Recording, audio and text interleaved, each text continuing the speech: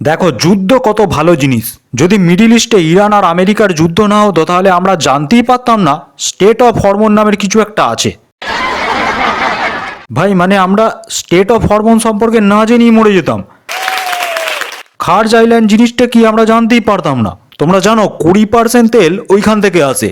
যদি তোমার বাইকে তেল শেষ হয়ে যায় আর যদি একটা স্টিমার পেয়ে যাও তাহলে ডাইরেক্ট ওখান থেকে তেল ভরিয়ে আনতে পারো।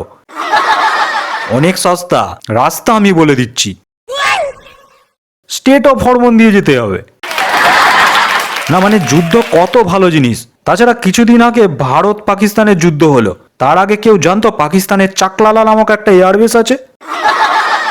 যখন ফাইটার প্লেন থেকে বোমা ফেলা হলো তখন আমরা জানতে পারলাম আমাদের দেশ পাকিস্তানে একটা এয়ারবেস উড়িয়ে দিয়েছে যার নাম চাকলালা। যুদ্ধ না হলে আমরা এসব জানতেই পারতাম না। তারপর ভাবো, বিশ্বযুদ্ধের সময় হিস্ট্রি জিওগ্রাফি টিচারদের পড়ানোর কোনো চাপই ছিল না। হ্যাঁ, কি বলছিস কি? ওরা বলেই দিত পরের চ্যাপ্টারটা কাল নিউজ পেপারে পড়ে নিবি।